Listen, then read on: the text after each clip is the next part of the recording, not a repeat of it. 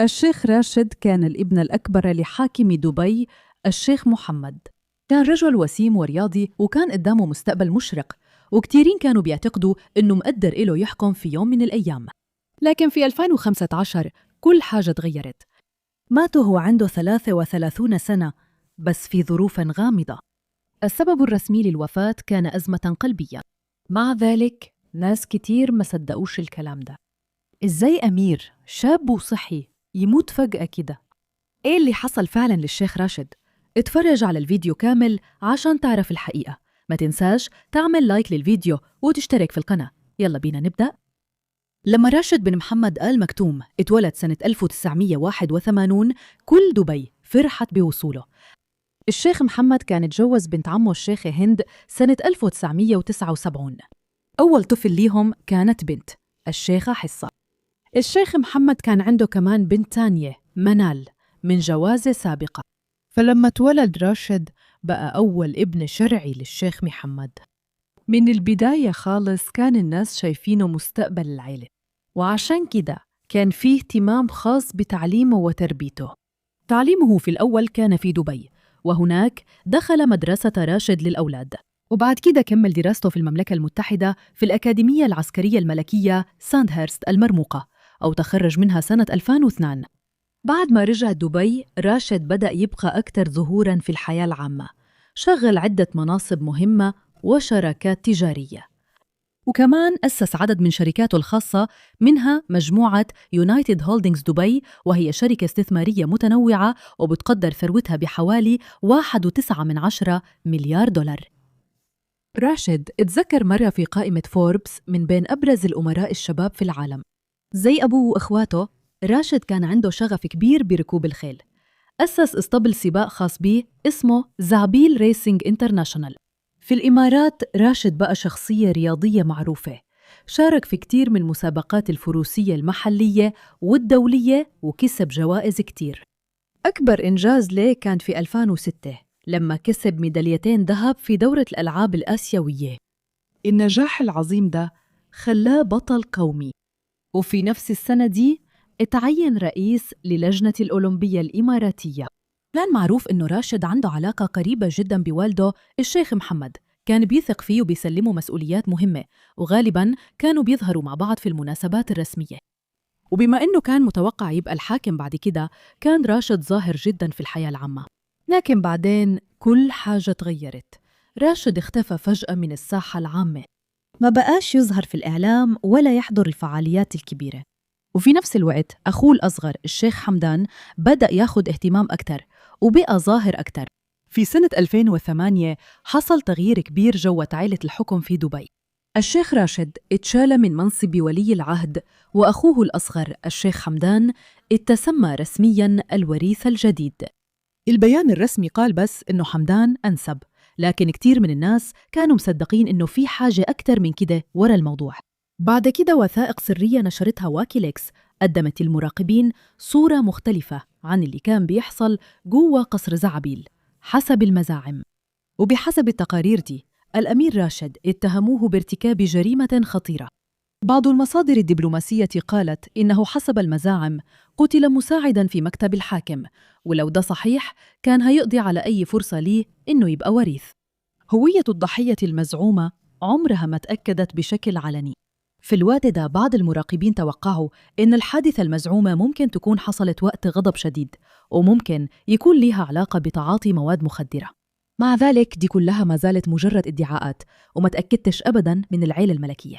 في 2011 راشد استقال من منصب رئيس اللجنة الأولمبية الإماراتية، وقال إنه محتاج يسيب المنصب بسبب ضغط الشغل الكبير.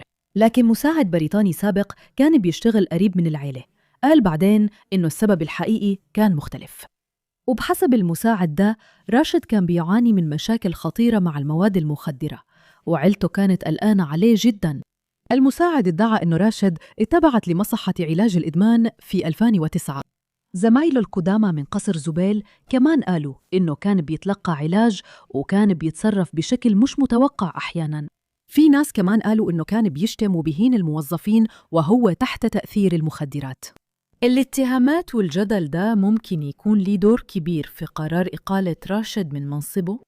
اتقال إن الشيخ محمد كان محبط جداً، وممكن يكون حس إنه ابنه الكبير شوه سمعة العيلة.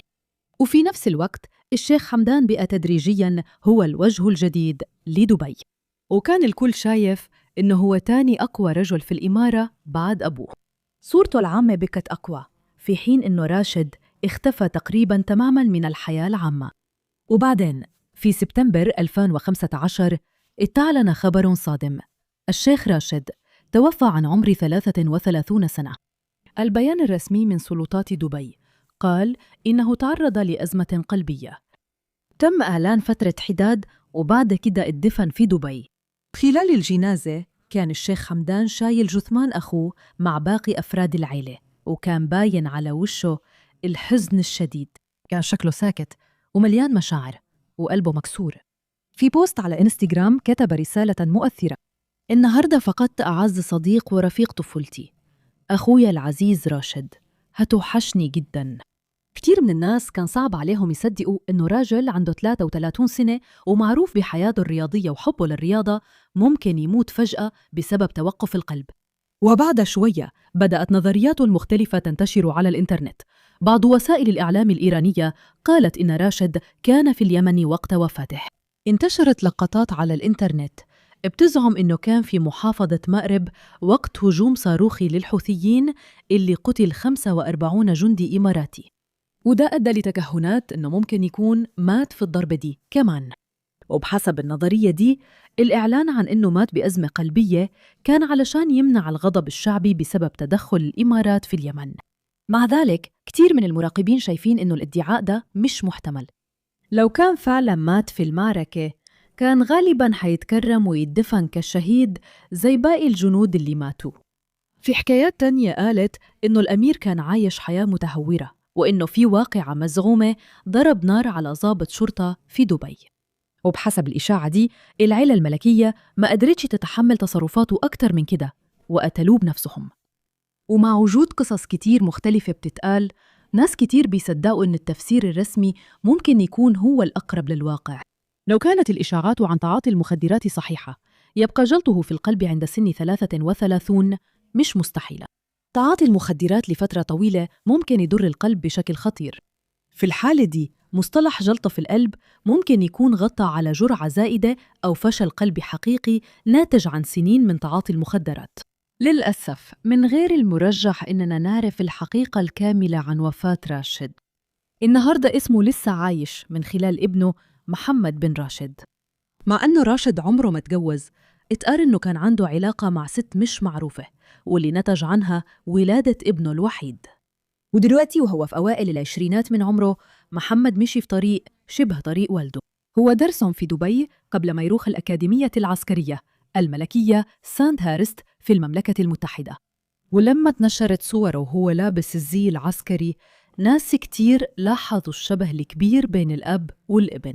محمد عنده أكثر من 500,000 متابع على إنستغرام.